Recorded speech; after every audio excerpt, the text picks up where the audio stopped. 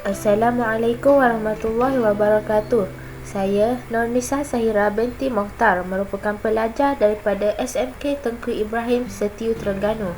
Saya merupakan salah seorang pelajar Cikgu Tuan Normadi bin Tuan Ismail, iaitu Papa Jok. Okey, hari ini saya akan menerangkan dan menceritakan tentang pengurusan alam sekitar. Okey, yang pertama sekali kita lihat kepada pemeliharaan dan pemuliharaan sumber alam.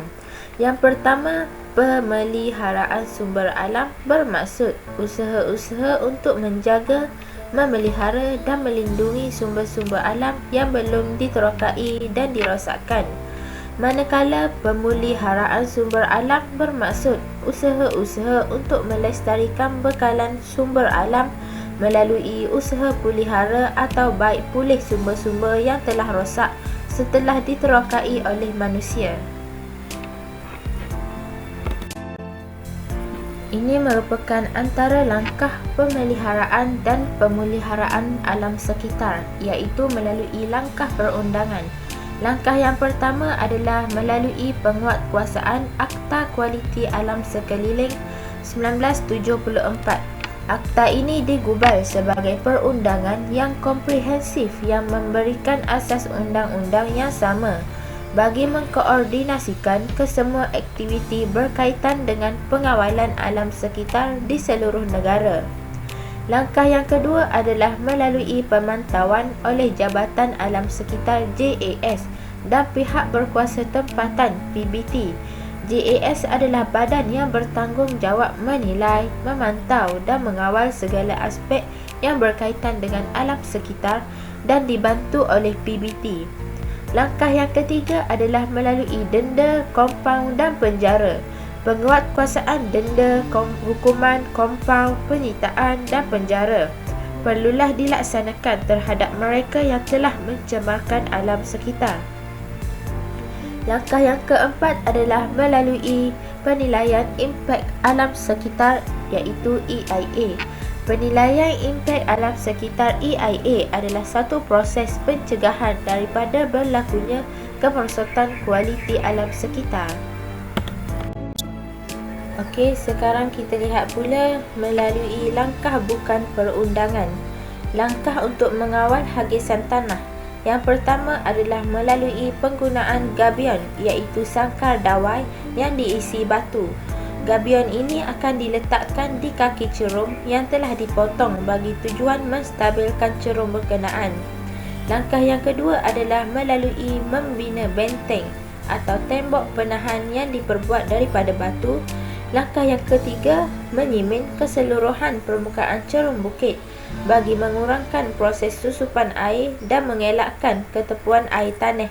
Permukaan cerung yang dikonkrit diletakkan juga paip-paip untuk air tanah keluar.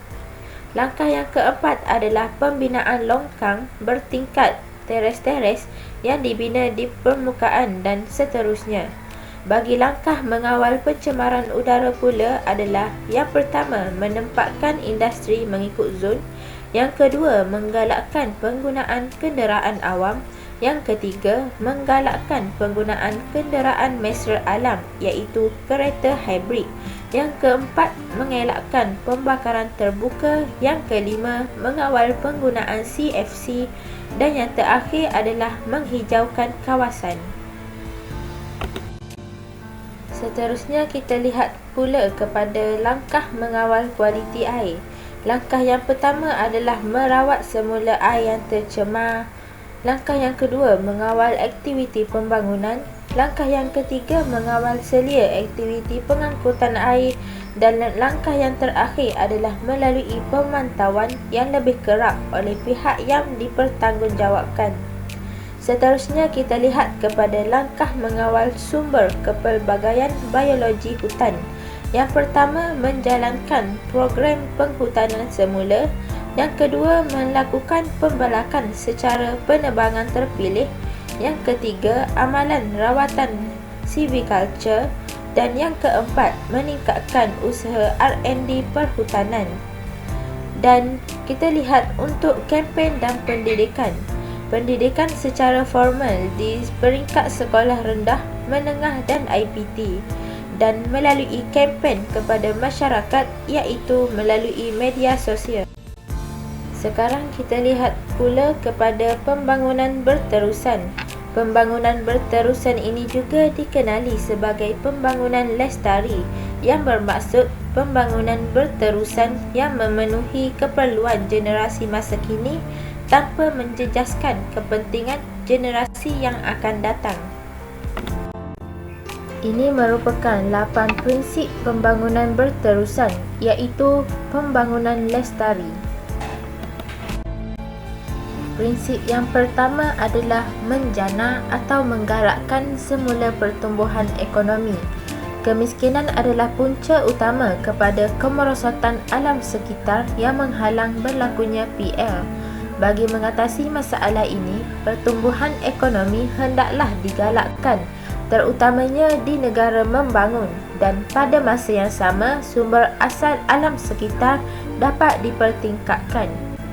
Bagi menggalakkan pertumbuhan ekonomi negara industri, hendaklah memberi bantuan kepada negara membangun yang berasaskan sumber alam. Prinsip yang kedua adalah mengubah kualiti pertumbuhan ekonomi bagi menjamin kesejahteraan hidup. Pertumbuhan ekonomi mestilah diwujudkan dalam bentuk baru agar berterusan equity, keadilan sosial serta keselamatan dijadikan maktamat sosial yang utama. Perancangan pembangunan hendaklah juga mengambil kira simpanan sumber jaya. Kualiti pertumbuhan boleh dicapai melalui agihan pendapatan yang lebih baik, pengurungan risiko akibat bencana semula jadi dan teknologi, peningkatan tahap kesihatan serta pengekalan warisan budaya. Prinsip yang ketiga adalah memelihara dan mempertingkatkan asas sumber.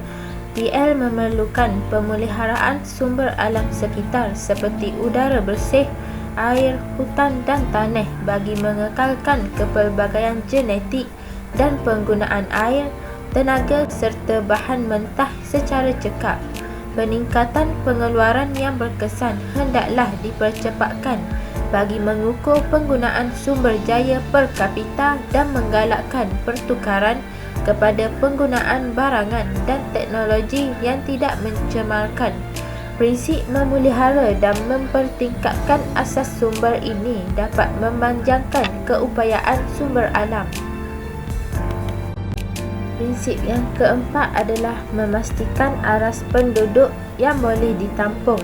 Bagi tujuan ini, negara perlu menetapkan polisi mengenai penduduk yang menerapkan program pembangunan ekonomi dan sosial seperti pendidikan, kesihatan serta keperluan asas kehidupan rakyat miskin. Jumlah penduduk adalah sama dengan daya tampung sumber alam bagi memastikan aras penduduk yang boleh ditampung. Prinsip yang kelima adalah mengorientasikan, iaitu penyesuaian semula teknologi dan kaedah pengurusan risiko.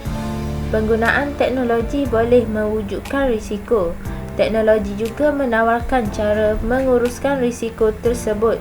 Keupayaan dalam inovasi teknologi perlu ditingkatkan, terutamanya di negara membangun. Orientasi pembangunan teknologi di semua negara hendaklah ditukar supaya lebih mengambil kira faktor alam sekitar, contohnya melalui penggunaan teknologi mesra alam. Prinsip yang keenam adalah mengintegrasikan, iaitu menyepadukan alam sekitar dan ekonomi dalam membuat keputusan. Matlamat alam sekitar dan ekonomi boleh dilaksanakan dan hendaklah saling mengukuhkan. PL memerlukan pengukuhan tanggungjawab yang lebih luas bagi impak keputusan polisi. Penggubalan polisi mestilah mengambil kira dimensi alam sekitar bersama-sama dimensi ekonomi, perdagangan, tenaga dan pertanian. Prinsip ini dapat mencerminkan bahawa tidak mementingkan keuntungan sahaja. Prinsip yang ketujuh adalah memperbaharui hubungan ekonomi antarabangsa. Pertumbuhan berterusan jangka panjang memerlukan perubahan bermakna bagi menghasilkan perdagangan modal dan aliran teknologi yang lebih saksama serta seiring dengan hal alam semula jadi. Peningkatan asas bagi memasuki pasaran, pemindahan teknologi dan pembiayaan antarabangsa diperlukan bagi membantu negara membangun, meluaskan peluang mereka dan mempelbagaikan asas ekonomi dan perdagangan serta membina pergantungan kepada diri sendiri. Ini dapat diterapkan melalui negara kaya membantu negara yang miskin. Prinsip yang ke-8 iaitu prinsip yang terakhir, memperkukuhkan kerjasama antarabangsa. Pelaksanaan PL memerlukan kerjasama antarabangsa. Kegagalan memperbaiki interaksi antara kemerosotan sumber dan kemiskinan yang meningkat akan menjadi satu masalah kepada ekologi dunia. Semua negara mestilah benar-benar melaksanakan kerjasama dan memberikan keutamaan kepada pemonitoran alam sekitar, penilaian, penyelidikan dan pembangunan serta pengurusan sumber di dalam semua bidang pembangunan antarabangsa. Ini adalah bagi memastikan kelestarian secara global. Ini merupakan antara soalan yang berkaitan dengan tajuk yang telah kita pelajari pada hari ini, iaitu pengurusan alam sekitar. Saya harap anda semua dapat memahami dengan lebih baik tentang pengurusan alam sekitar. Sekian sahaja daripada saya. Assalamualaikum warahmatullahi wabarakatuh.